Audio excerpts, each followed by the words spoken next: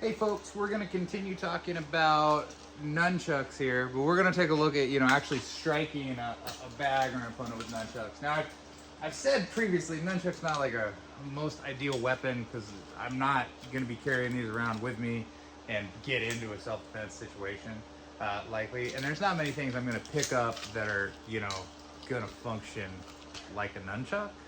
So this is more for if you happen to do nunchuck sparring for some reason, which is a lot of fun. They make Sentry makes some foam nunchucks that are pretty cool. They're rope, but they're dense foam, so they get a good impact. You still got to wear like headgear and stuff. And I do recommend a face shield because even foam kind of catch you in the cheek, it will cut you.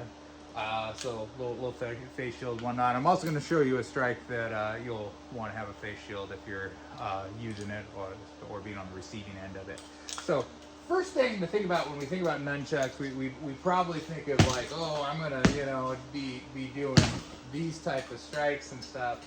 But realistically, the most practical way to use the nunchuck is to use it as a short stick and use the chain as the striking end, because then we've got, a lot of areas that we can hit and strike. We're using that metal up to the temple here or anything like that. So just thinking of like a short stick, and I put up a stick count video that you can think about it like that. That's going to be the most effective thing. Using it this way, you're creating a lot of range, which is great. One thing you got to realize when you're doing nunchucks is that they do bounce a little bit, and there's two ways to really control that bounce and make sure you're not bouncing back and hitting yourself. Really, there's three ways. You can make your strikes go underhand, so the bounce is going away from you here. Simply, you just follow through, because if I follow through with my strike and I hit, the chuck's going to drag through. It's not going to bounce back and get me. Or just anticipating the bounce, if I'm striking down to the head and I know it's going to come back, just catching it and using that as a double tap movement. Any of those are going to work fine for our purposes here. Usually the follow through method is just the easiest, but that bounce back can be pretty good for those double tap actions. My favorite strike in all of nunchuck stuff is what we call the cast. So if you're holding your nunchuck here, notice I've got my fingers here, and I'm just going to throw that like a dart. Anytime you pick up a weapon, if you get into sparring things, swords and whatnot, your opponent is usually thinking of using their weapon to parry your weapon. And that is a trap that you can get people in, because the easiest way to block a strike is just to not be there. So if someone is coming at me and I can step off to the side somewhere, let the strike go by, and then hit them, that's going to be much more effective than trying to parry with a nunchuck. Nunchucks aren't really made to parry very effectively.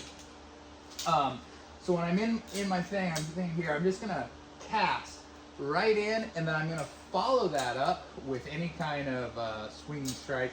I usually just go down, but you can imagine if they're going to the side, you could go to the side too. And what that looks like is I toss and I strike. I tossed and I strike. So the cast. Very, very fast, very effective. Something that is a good opener. Things that people don't usually see it coming. And I have literally won an entire nunchuck sparring tournament by hitting every single opponent with that. So yeah, great move. From there, we'll just think about kind of working our counts as a single hand type of thing. So again, I'm coming through, so I'll actually work my triangle on this 2 count, coming back in like that, 3, working this way. This is a way that we can just kind of work the bag, and we're hitting it in that order. The other thing that you can do is you can think about breaking your rhythm by switching hands using your pass. So like I'm coming here, right? But then I could come here for 2. I could go 1, 2, bring it to this side, 3.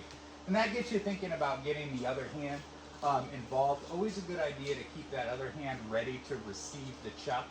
That way if you miss, you can always come back on something else there. Something that you'll see people talk about is actually wrapping to hit, you know, coming in and hitting like here or here. It is really easy to clock yourself doing that. So that's something that I don't advise. The nunchuck isn't really made to strike here. It's made to strike at that tip. So I always think of a nunchuck as kind of a long weapon. You know, if I'm here, and then if I'm closing distance and I'm in short, I'm not gonna wrap. I'll just hit you here, right? I can do that a lot faster than trying to do these wrapping strikes, which you can see, you know, if I'm trying to get that in, that's nowhere near as powerful as a strike like that. So yeah, just a couple ways to work the chucks, thinking about striking. Like I said, you're probably not gonna have this on the street, but really fun to practice with in the dojo.